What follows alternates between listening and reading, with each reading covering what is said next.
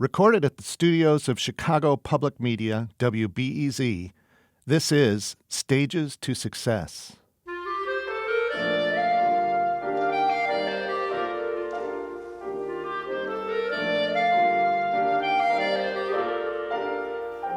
The drive to excel is universal, as is the pride in a job well done.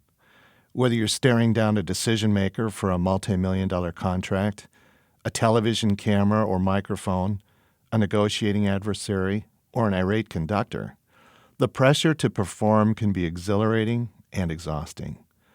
Join me and meet great storytellers from music and business.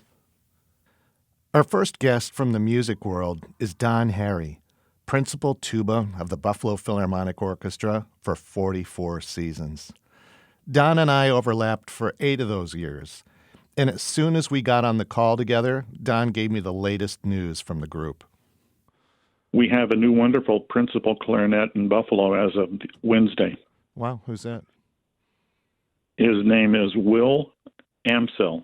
I've heard that name before. Is he from the Rochester? He was playing in RPO, yeah. Yeah, I know who that. I know who he is. I don't know him personally.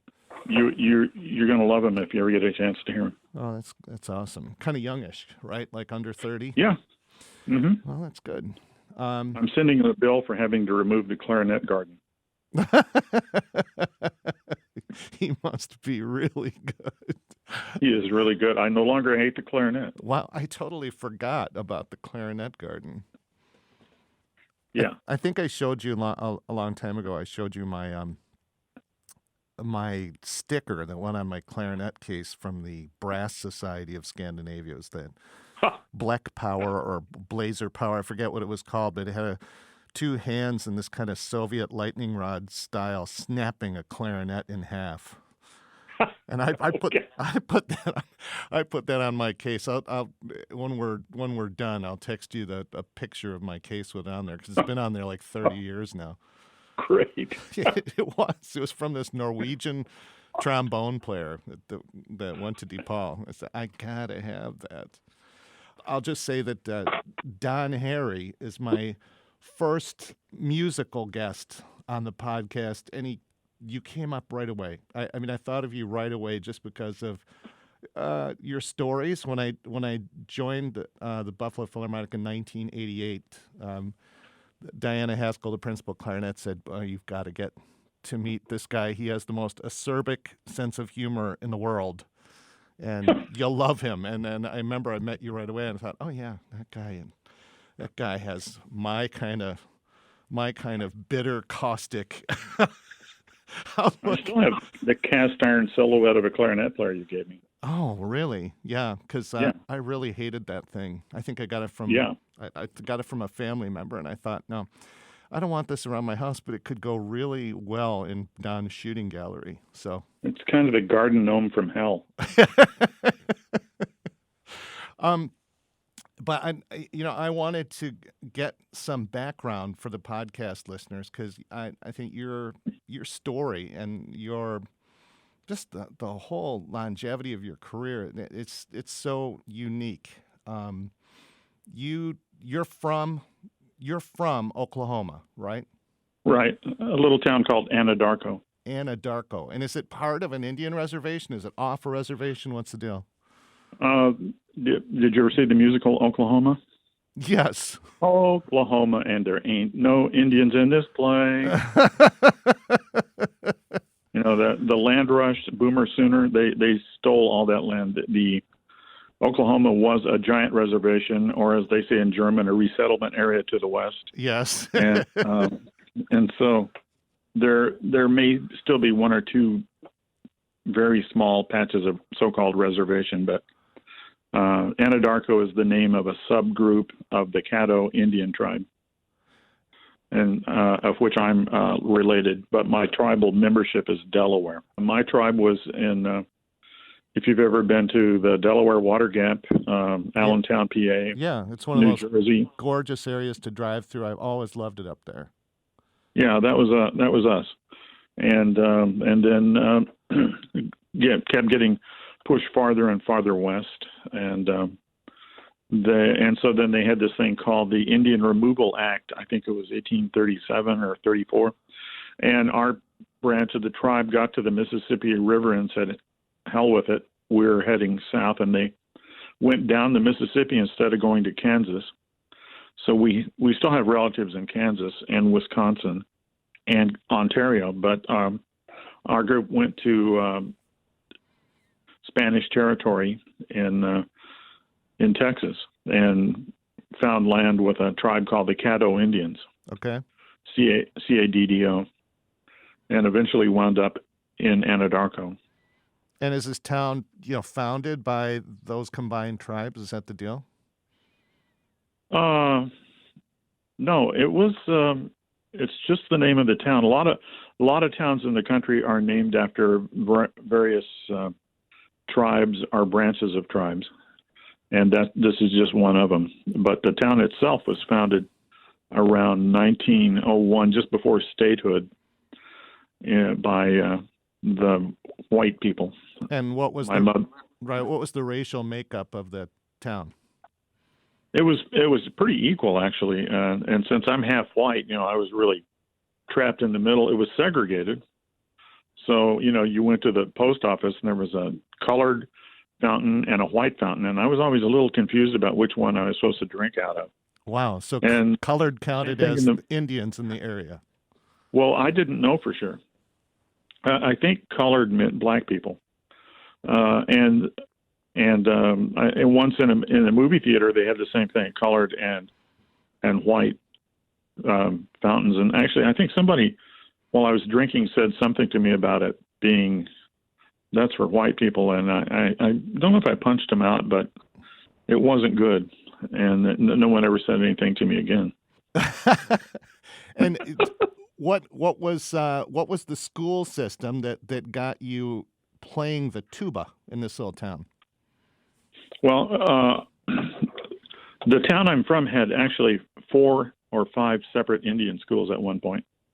And later on, I taught actually at the one that my dad and one of my brothers attended around 1900 or 1910. And but I went to the white school system, and they have the band thing happened, so you had a chance to play an instrument, and the instrument that I wound up with was the clarinet. Oh my gosh!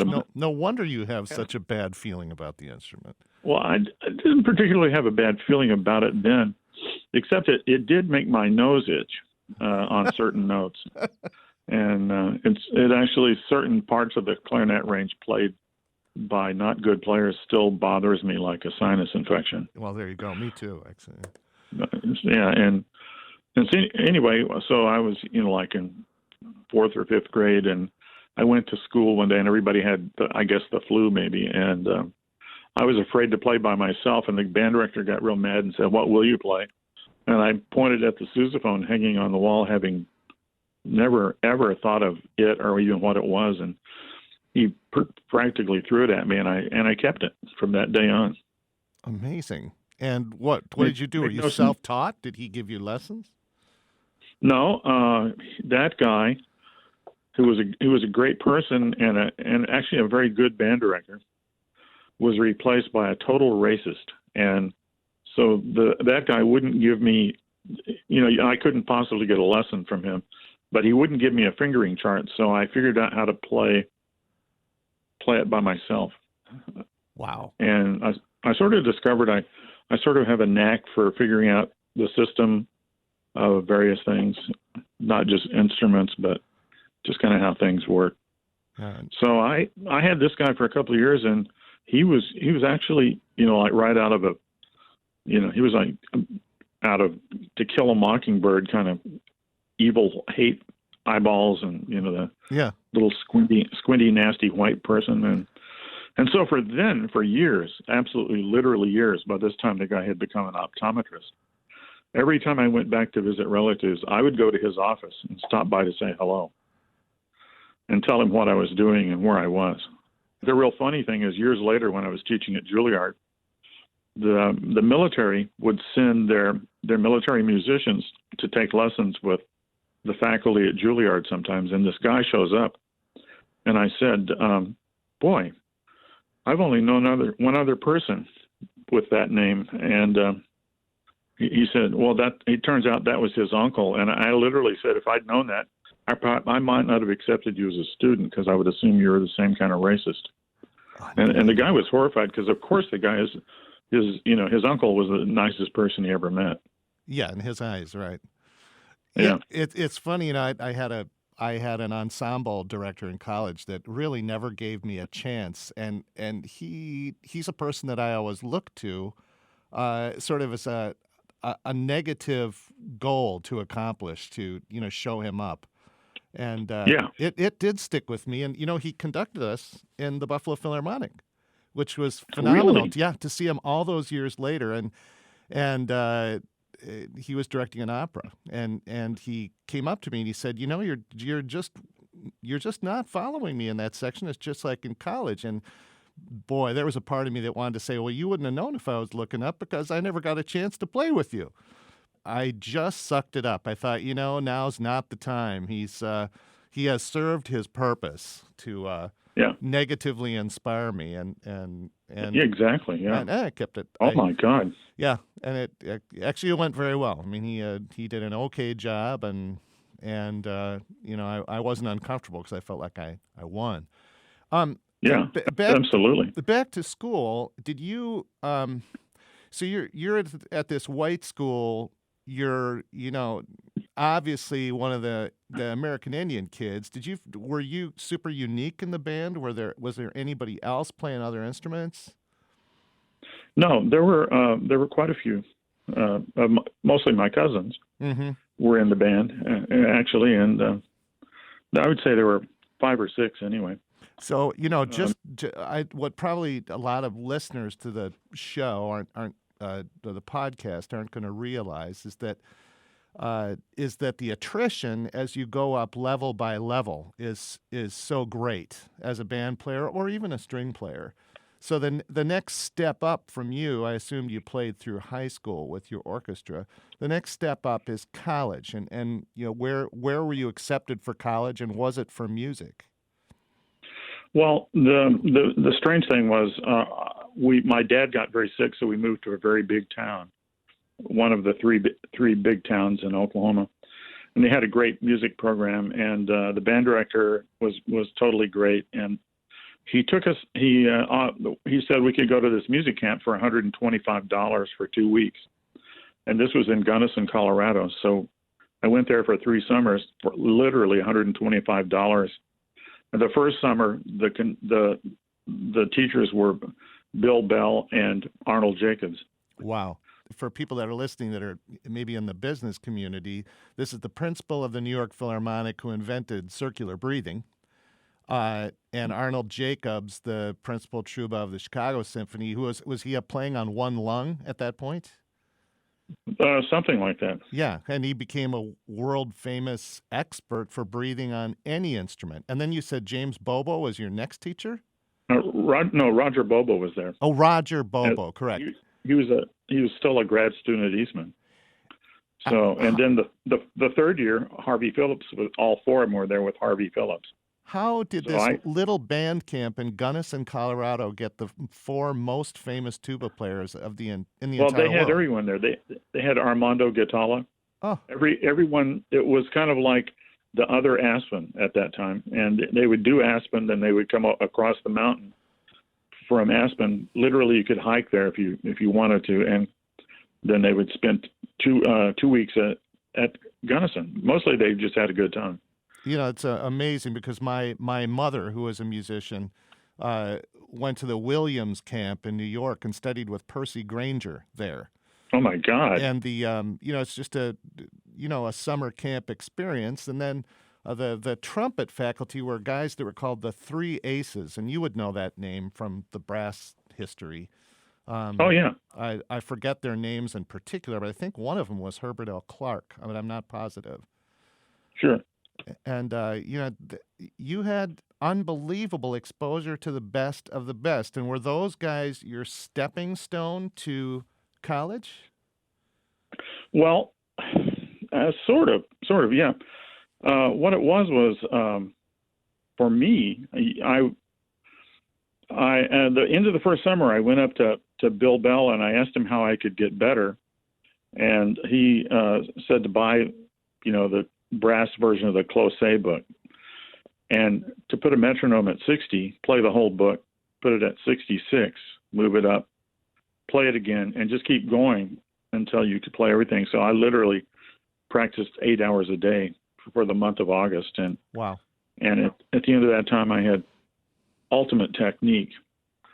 And so, in those days, if you could play really fast, then you were really happy and you didn't have to play second tuba in the band. And so I had a really harebrained other plan that I wanted to be a Latin teacher because I'm so practical. Yeah. And they have these contests and all state things, right? And so my senior year, I played one of those cornet solos, really probably horribly, but as fast as I could, kind of thing. And sure, the flash trash Herbert L. Clark stuff. Yeah, it was Carnival of Venice thing, and about a month later, I got a full scholarship to 2 colleges, one in Kansas and one at the University of Houston. And actually, I got one to North Texas too. And I ended up going to Houston for 2 years. And that teacher was a student of Bill Bell. Okay. And after 2 years, he told me I should go to Indiana and study with Bell himself. Wow. So that's what I did. So it's kind of, my whole little world has just been kind of one accidental form of chaos after another that just has kind of worked out. Yeah, well, I wouldn't discount the 8 hours a day of the brass version of the Closset book. It's fascinating because I still practice that way with ticks on a metronome through etudes. Oh, yeah. Still do it. Yeah, I'll still practice like that. And so when you got to University of Houston, were you playing in an orchestra there and a band? No, I was playing only in the band. I didn't know anything about orchestra, so I actually didn't even know there were tubas in orchestra. And what little I had ever seen or heard sounded real boring to me. Yeah, right. Compared to playing in band. Sure, and I can identify a little bit being I played in the Eastman Wind Ensemble, played the E-flat clarinet, and oh my God, that was an incredible part to play. Yeah. I never have had as many notes before or since, not in the orchestra, not anywhere else. Right. When you got to Indiana, then in that rarefied air, you're looking around thinking, well, I am really different, man. I mean, I'm a member of an Indian tribe, and there is no one here like me. Did it cross your mind? Did it come up in conversation? What was the deal? Indiana was our land. Mm-hmm. Anderson, Indiana was a Delaware chief. Muncie, Indiana is a branch of the Delaware tribe. And what about the school? What about the conservatory, 8,000 music majors or whatever it was? The school, among other ultimately bizarre things. First of all, I'm incredibly naive and stupid, right? So they had auditions for ensembles, and unbeknownst to me, I should have known this. It didn't matter how you played. The teacher just put his cronies in all the slots. Mm-hmm. So, but what happened was I played so well they had to put me in an orchestra.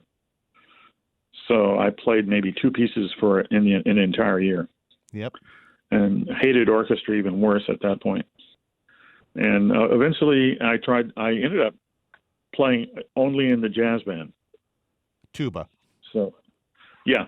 The band won a State Department tour starting in Sri Lanka and ending up in Athens, Greece. So it was, and of course, playing in a bebop jazz band on tuba is like really seriously fun, and it's ultimate technique. Well, dude, you should have gone to North Texas State, and you would have had a totally different career. You'd be the retired jazz virtuoso of the tuba at this point. Yeah, and as we say, if I had become a jazzer, I would have been 100 air by now. Now, what was the step that took you from Indiana to your first audition for a symphony? It was just a series of pure accidents. One of the leaders of the band, David Baker, wrote a piece for me, and I played it, and the local contractor, who turned out to have gone to school with Henry Mancini's manager and was the guy that provided the orchestras for Mancini's road tours, heard me and came up and asked me if I wanted to play with Henry Mancini, and of course I said yeah. And then I started doing that a lot, and I just ended up doing lots of that kind of stuff. And eventually, once I got exempt from the draft, I went to New York and played there for about 6 or 8 months. Played euphonium and bass trombone, and one day I just kind of realized that people who play in orchestras don't have to talk to contractors. Yep. They don't have to, they just sit there and do their gig and go home. And so I started practicing, and I ended up getting in the Colorado Philharmonic. I'd been in it one time. And so anyway, I wound up, getting really serious, and I started practicing for auditions, and I played a year in the Oklahoma City Symphony, and then I came here in '73. But just a lot of freelancing, and a couple times I sort of had considered the possibility that I was quitting music because it was so musically unsatisfying in any form. Right. What I was doing. Sometimes money is not worth it. And do you remember? I mean, I'm sure you remember. I really enjoyed the weeks playing with Henry Mancini in Buffalo, but my interaction with Henry was doing the baby elephant walk with the E-flat clarinet solo, and I really took it out there. I mean, I pushed it to the absolute limit, and I remember he stopped, and in the rehearsal, he looked at me and he said, well, what are you doing, or something like that, and I said, I'm sorry, I hope it wasn't too wanky. And he, I really looked at me and he goes, wanky? Do you realize who I am? And I thought, oh my gosh, I've totally stepped on it here. And he goes, no, he goes, I'm just playing with you. He goes, I like it. You obviously love to play that thing. Keep it up. Because I had added so much stuff into that solo. That was him. He had a great sense of, he was a sideman. Was he really? He played a bunch of instruments? He played flute. I'll be darned. Also, yeah, and he played piano, and he would hang out with the band. He would hang out with us on tour. And in fact, one of the last time he was in Buffalo, when he found out he had prostate cancer, he still managed to hang out with us. Yeah, with Lon and I and some other people. He was a regular guy, unlike most conductors, who they bury him 12 feet down the ground, because down deep they're really good guys. So to fast forward, you've taught at the Juilliard School, you've taught at the Eastman School for what, 25 years now, since Cherry left? 21. 21 years. This is my 21st. So you've flipped the tables of the guys that came to Gunnison, and you've been in an ICSOM orchestra, the Buffalo Philharmonic, that's our nerdy acronym, right, for the International Conference of Symphony and Opera Musicians. Yes, exactly. I asked you before, are you aware of any other American Indian musician, in the month since we talked last, in an ICSOM orchestra? There was a guy in St. Louis who wound up in the Munich Opera, Chandler Getting. He was a tribal member of the Pima tribe in Arizona. And what instrument did he play? Principal trumpet. I'll be darned. So he was in St. Louis for quite a while, and then he went to principal in Munich. Well, there you go. There's two of you guys. It's really phenomenal. And you one of my favorite stories that you told me was when you were on tour with the New York Philharmonic and you went to some really remote mountaintop to get alone. Yeah. Tell me that story. That's the Corcovado above Buenos Aires, with the big statue of Jesus up there. Yeah. And or is it Rio? So is that Rio? I'm sorry, it's Rio. Okay. Yeah. And so I'm up there, just a tourist, and I hear this voice, and he not only looked like Zero Mostel, but he sounded like Zero Mostel. It was like, oh my God, Don Harry. And for years we had an ongoing joke. I hadn't seen him since the '60s with Colorado Phil, and every time he would tell someone to say hi to me, I would grab my heart and fall on my back on the ground like I had just died from a heart attack. So he does this, and so then I fall down in the midst of all these tourists, and it was him. It was like I couldn't believe it. You can't make that shit up. And you toured a lot with the New York Philharmonic. Why? Because there were 2 tuba pieces in the repertoire. A lot of times, yeah, and I subbed a lot.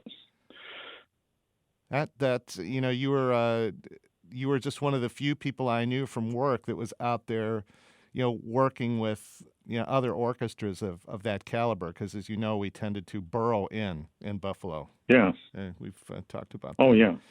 Well, that's one of my jokes. You can't get in. Second, you can't get out.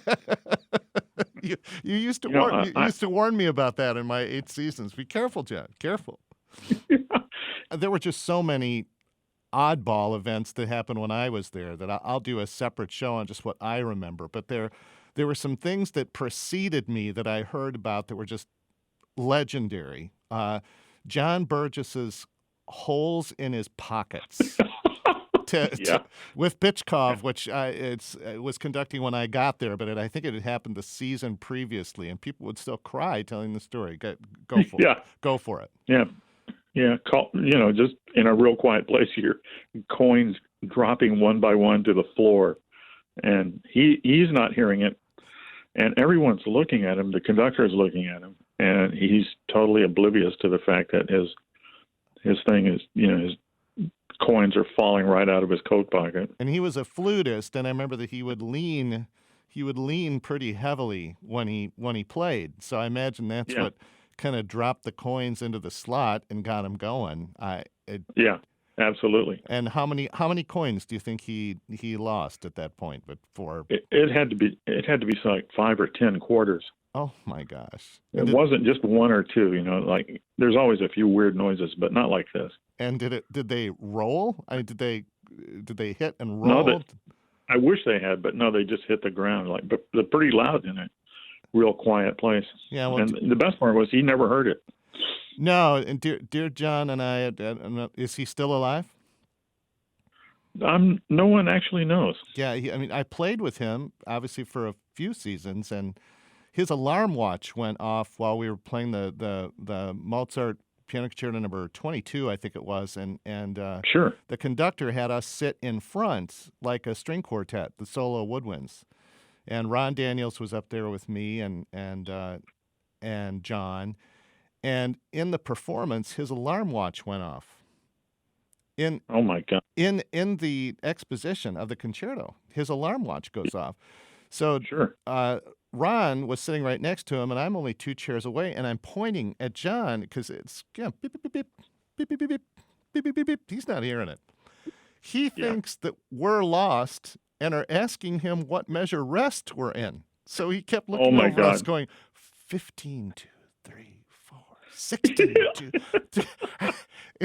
It was one of the most bizarre occurrences I've ever had. And I told him later, do you honestly think that any of us would ever ask you where we are? He actually had a great sense of humor about being sort of the Mr. Magoo of the woodwinds. He was great about it. He goes, I couldn't hear that going on. I figured if you're asking me, you're really lost.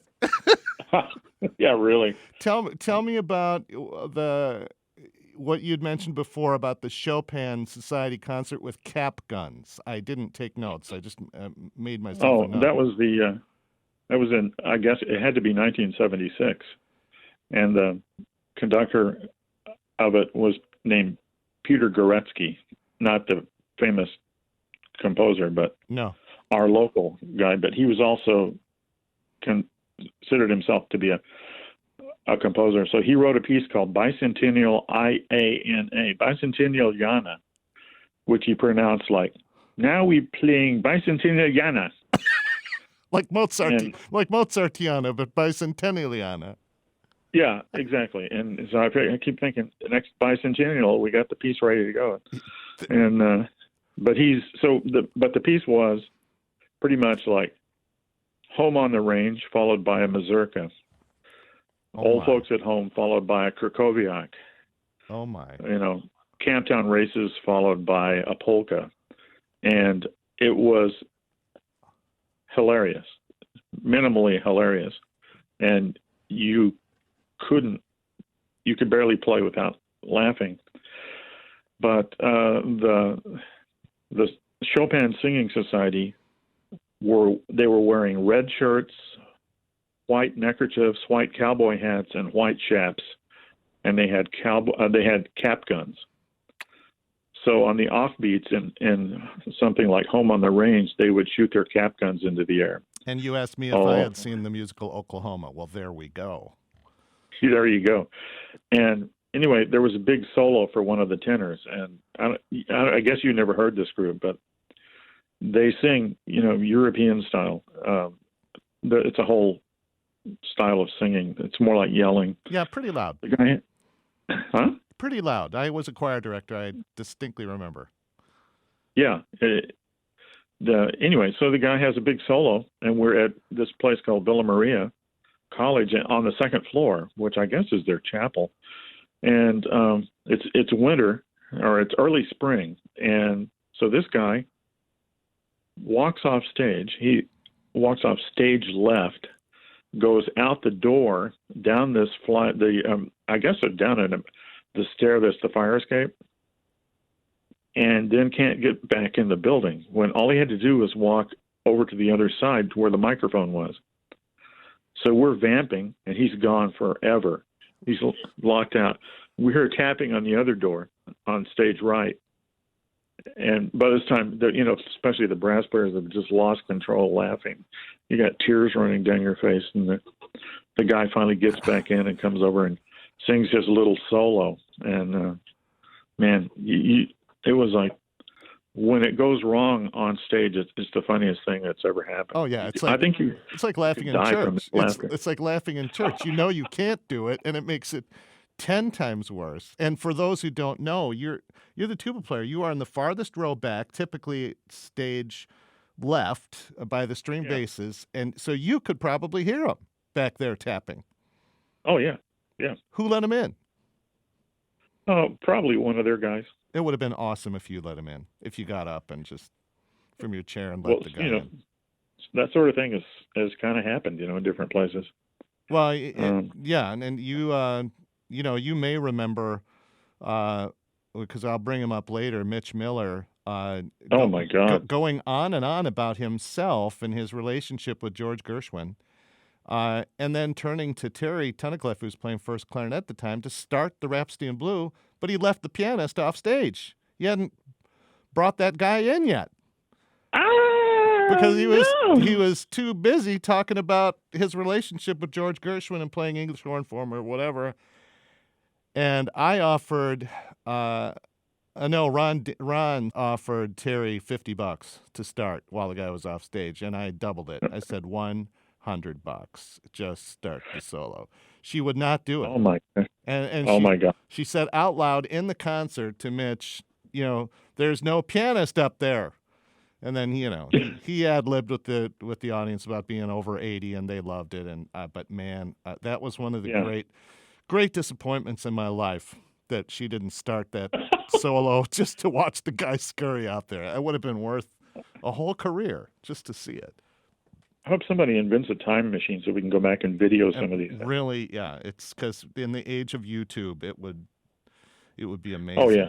I want to take a nerd break and ask, because I really don't know. In my years and the Philharmonic, the horn players were Con 8D people, which was a school of playing that was different than where I'd come from in graduate school in Chicago, where they played the smaller instrument.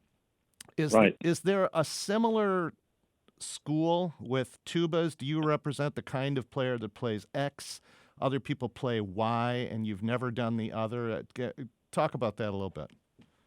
Well, usually, if you're a tuba player, you start out playing whatever instrument you can afford. So, unfortunately, having seen Bobo, I got a horn like he was playing. Which was? Marathon 186, which is a medium-sized instrument. But it's really a great horn. I still use it to this day. And but we are always deeply enamored with Arnold Jacobs and his big horn, which I thought was big. And so we all eventually most everyone gravitated to some kind of horn like that. Or at one point, I actually made my own horn, combined two horns together and made essentially a big German rotor of my own. And but now I have a couple of custom horns. One is a York and one is a Lion and Healy, like the harp company. Yeah.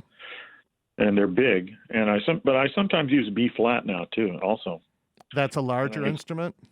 Yeah, it's bigger. Mm-hmm. Yeah, I've got some huge B flats, and I've got some really big B flats that I use. I tend to try to match the horn to what we're playing. Yep. So I don't just use one instrument for everything.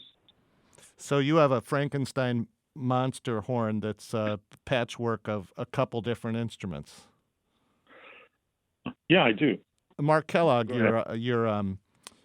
your colleague at the Eastman School, the trombone teacher, he actually has a piece of my late brother's trombone that he uses. That's pieced together.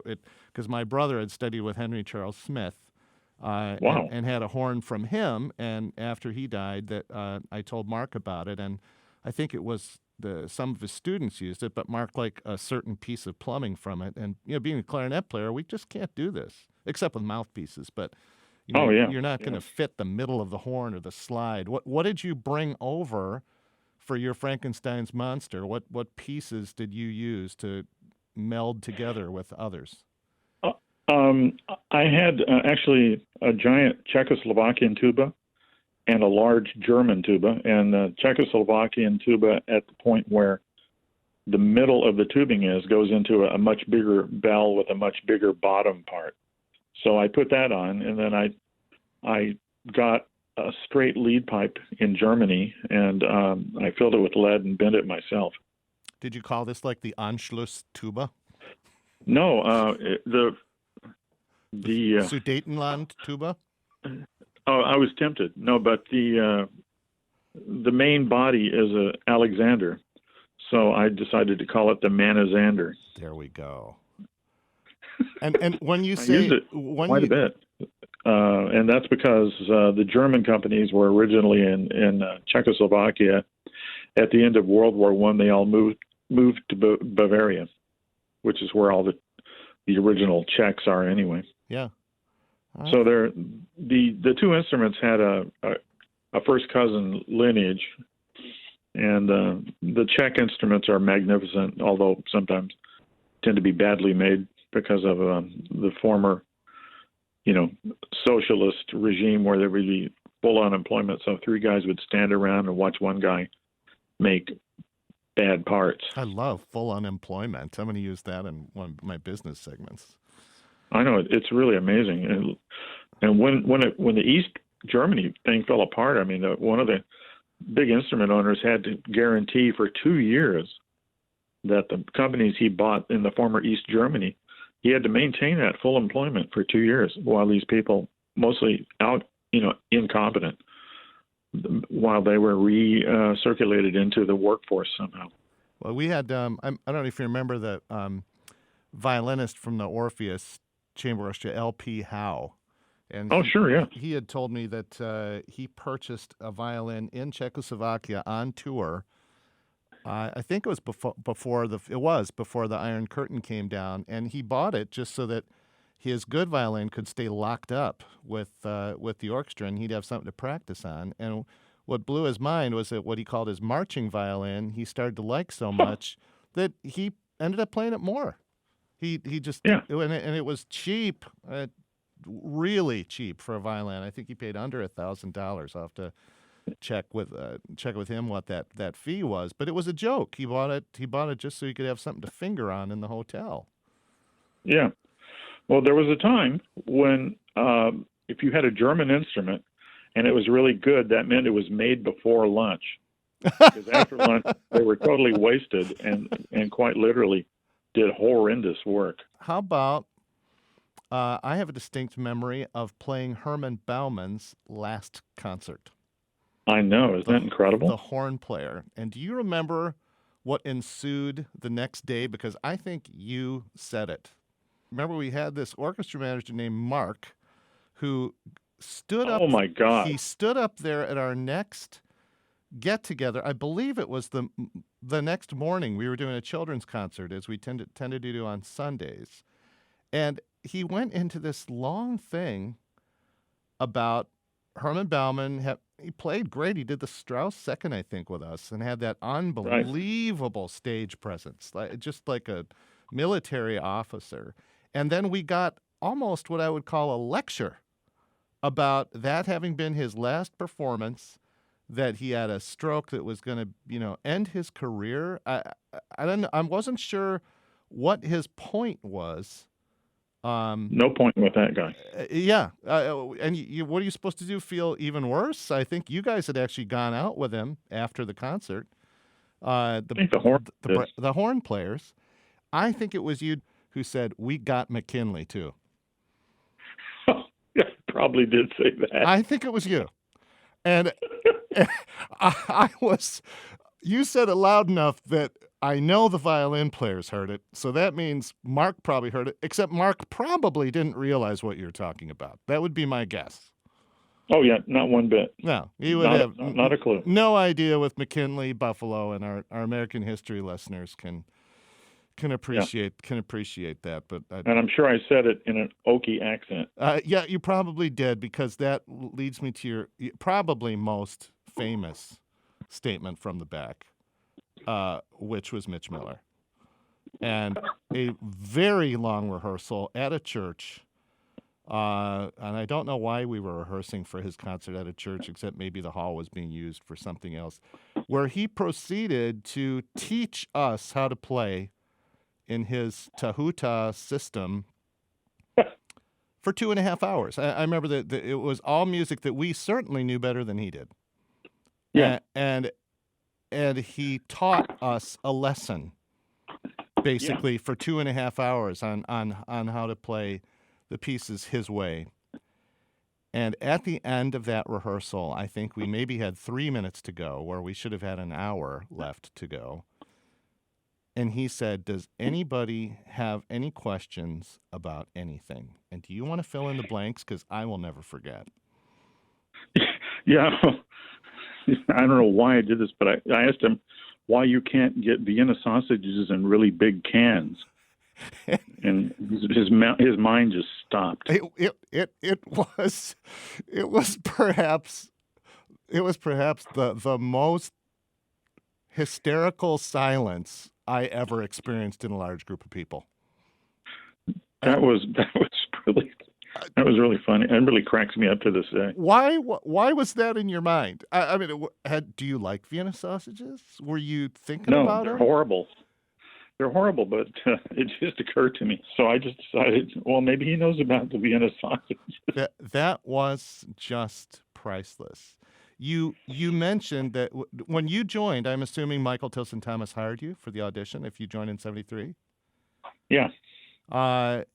You mentioned that at some point he was young. I mean, early 20s, right? At that time? Yeah, right. You said that he brought in his high school conductor to get a week with the orchestra. What happened? Yeah. Well, he actually became our assistant conductor, and he was, he was a sort of nice person, meant no harm, but he absolutely had no self-confidence and couldn't, among other things, start pieces like the national anthem. Yeah, that's kind of a basic, yeah. He would kind of walk out on stage with his hands up in the air, staring at approximately where the percussion were, and somehow he thought they were going to start the thing, the drum roll, start the drum roll, and so stuff would just go wrong. Once he did fortunately, it was in rehearsal. We were doing Bruckner 7 or something, and he made some gigantic, jerky movement, which made me think I was in the wrong place. So I just played real loud in this place, and it was, totally the wrong place. But it was that cue that was coming out. And you would have thought I'd slapped him in the face, with a chart, calling him out for a duel or something. But you had the foolishness at that point in your young career to actually follow what you saw up front when the person doesn't know what they're doing. You would never make that mistake better. Now. Yeah, you would never make. Never, ever. This is your what then? 46th season? 44. 44th season, boy, Adolf Herseth made it to 50, I think, or close. So you're getting there. That's pushing it. Yeah, but you're a tuba player, so come on. Well, I mostly read Kindle for a living. I love it. You told me. I remember asking you when I was in the group. That's almost it is 30 years ago that I started playing with you guys. That you felt that Tilson Thomas's performances that you played in at that time, so 1988, were the best performances you ever participated in the orchestra. Is that still true? And what were they? Well, he could make the orchestra do things that it was not inclined to do.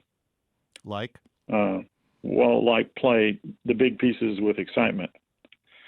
He would be so excited for whatever reason that everyone would get infected with it. I still maintain that sometimes we made much better music with the players we had at the time. Yeah, they were beyond their abilities. You had quite a cadre of the older guys that I knew when I came in that had come. Colin came from the St. Louis Symphony. Roy and Harry came from the Cleveland Orchestra. I mean, you had some experienced players who'd come over for the pay increase at that time. Right. I think there were 87 people when I came here. Now there's only 77. Yeah. And I don't know how you feel about it, Don. But when I first came with the orchestra and Betchkov was conducting, and he did a lot of the repertoire that he was great at, those were some of the greatest performances I was ever in with him. Sure, totally. Yeah. I'll never forget that, Shostakovich 11. Yeah. It was totally amazing. Yeah, he just had it. And, there was no doubt about why he was conducting the Berlin Philharmonic and ended up conducting in Paris. There was no doubt. And I felt the same way. Diana and I were both young in the clarinet section, and the rehearsals wouldn't go so great with Bitchkov. And she would say, don't worry, this group gets into this group of, the old players, they get into some different groove for him at the concert. And it was true. Yeah. Time and time again, it proved out. Does one piece come to mind with Tilson Thomas that was you just thought, this is why I actually ended up in the gig? It's so great. Probably Mahler 6. Yeah, that's actually my favorite Mahler, the dark one. Yeah. And he would get so into it, it was. I could totally relate to it. Yeah, and a great part for you to play too. What about in your tours with the other Big Five orchestras that you performed with? Does one performance with them stick out in your mind on a tour or in a recording? Yeah, totally. Bruckner 8 in Buenos Aires in the Teatro de Colón, where Toscanini got started. And who was New York Phil? Who was conducting? It was Maida with New York Phil. Wow. And Bruckner 8 is just sort of a massive piece. Star Wars. I never performed it. I went to concerts of it, but it's an expensive piece to put on because you need the forces to do it. Yeah, it's enormous. Your worst hits collection, which I don't have the CD, and probably what I'm going to do is take Don Harry's worst hits and put it up at the podcast website or something.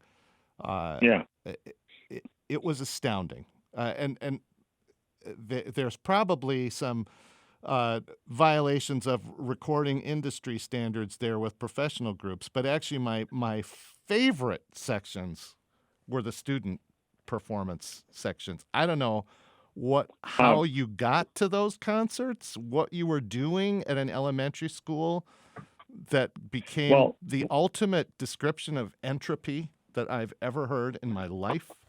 Once I got a little cassette player I could put in my coat, I was on everything. I was after everything. So would you scout out, oh my goodness, the Cheektowaga Youth Symphony is going to perform Bruckner 8 and I must be there? Is that how this happened? Oh, way better than that, John. I have a bunch of people that know what I like, and they'll occasionally send me stuff, and I regularly ask for all-state orchestras. Okay. And so I got one from the New Jersey All-State Orchestra in the 60s that has Bolero. I can hear your joy in the agony of it. It has Bolero where the trombone player comes in a whole step high. And it has a Roman Carnival where the English horn player absolutely can't play at all anything. Oh my! And I don't know how whoever this person was. I don't know how they made it through the concert, and I don't know how come the entire orchestra wasn't laughing out of control. You remember that violinist in BPO that was missing a finger? Yes. Is she the one that played left-handed? Uh-huh. Yeah. I met her. I didn't play at the same time as her. She was Polish. Is that right? Eastern European? Yeah. Yeah. And Mandelkern. And played the opposite way. Yeah. Well, we were playing something probably about towards the end of my first year, and I clammed a note or did something. She followed me into the basement to tell me that I had clammed a note. Mm-hmm. So I told her to please give me her, let me know when her next recital was, because I really wanted to come and hear her because I could probably learn something from her. But what could be in her mind that how would she know that I wouldn't know that I had clammed a note? Right. I mean, isn't that wild as a performer that your mistakes stick in your mind, not your good performances. I think that's hard for people to even believe. Yeah.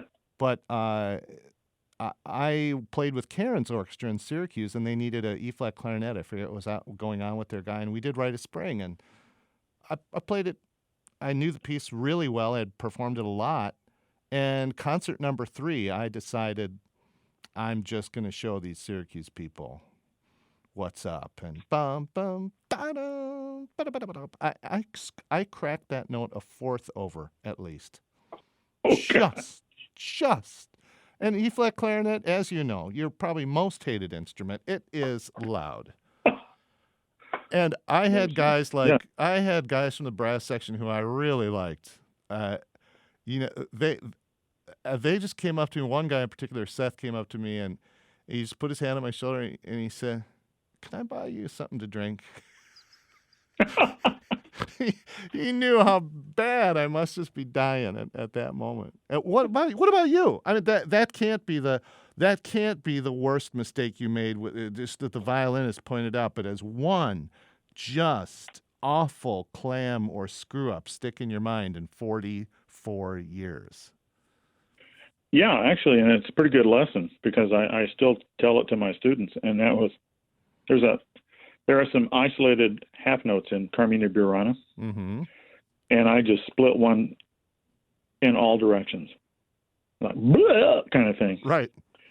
And you just have to keep going. You can't. Nope. You can't be thinking about that once it happens. Yep. Yeah, as a sports coach, I said hit the delete button. A sports coach told me that. Yeah.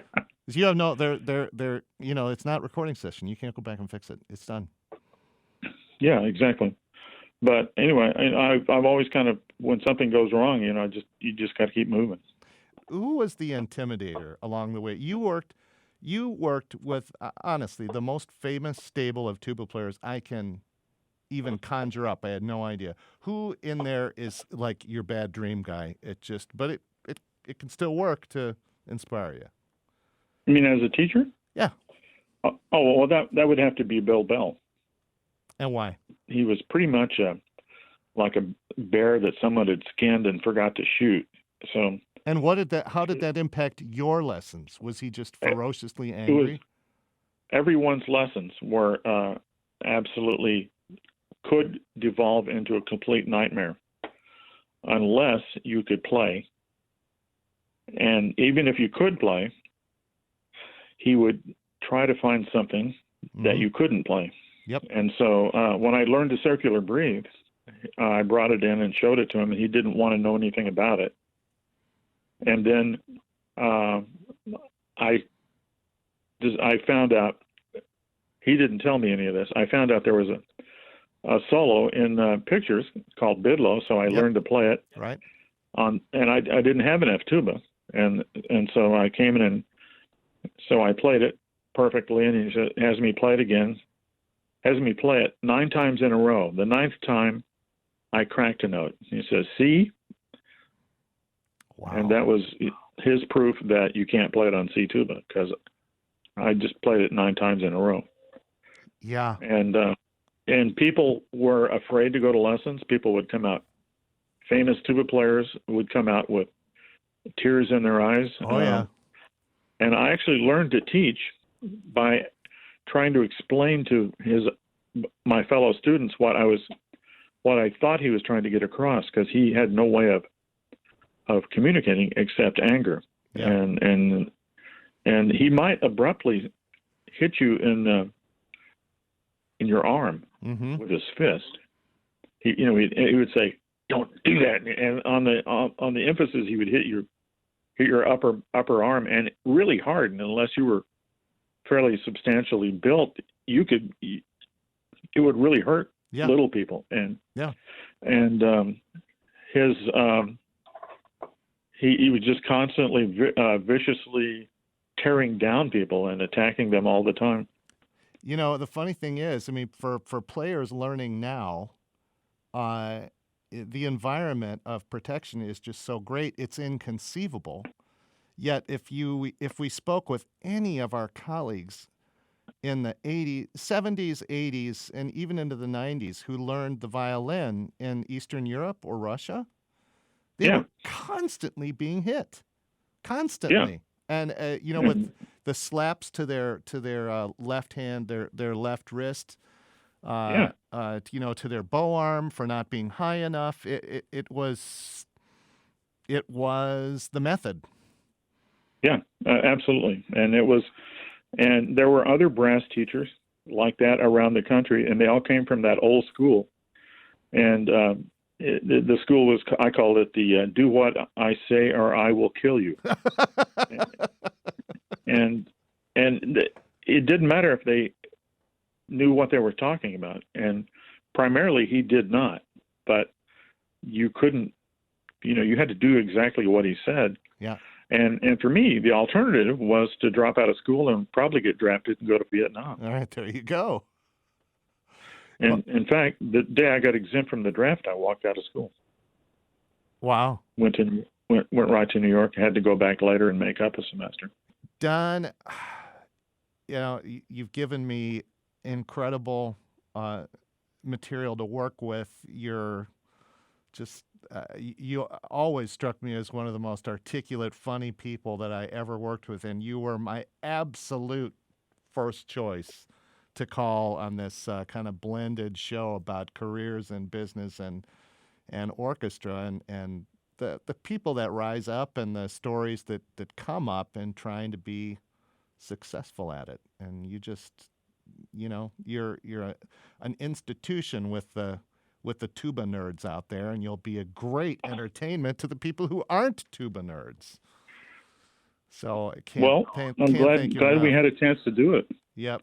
And we'll probably have to do a second episode just on the Don Harry worst hits collection, because don't worry, because they'll probably need some prefacing to really appreciate the full value of the debacle. So I've actually got some stuff that will make you throw up. No doubt. Don, thanks for your time. Please say hi to my fellow Minnesotan, Lon Gormley. I'll do that. All right. See you later. I hope you enjoyed today's interview with Don Harry, principal tuba of the Buffalo Philharmonic Orchestra.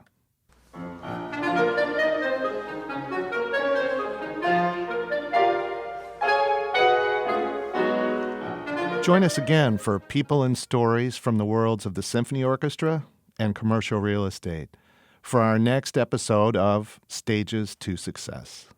To success. To success. To success. To success.